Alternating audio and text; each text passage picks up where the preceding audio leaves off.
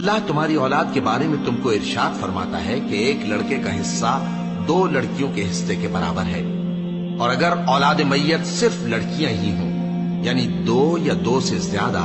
تو کل ترکے میں ان کا 2/3 ہے، اور اگر صرف ایک لڑکی ہو تو اس کا نصف ہے، اور میت کے ماں باپ کا یعنی دونوں میں سے ہر ایک کا ترکے میں 6واں حصہ ہے، بشرطے کہ میت کی اولاد ہو،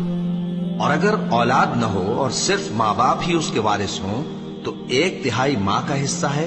اور اگر میت کے بھائی بھی ہوں تو ماں کا 6واں حصہ ہوگا۔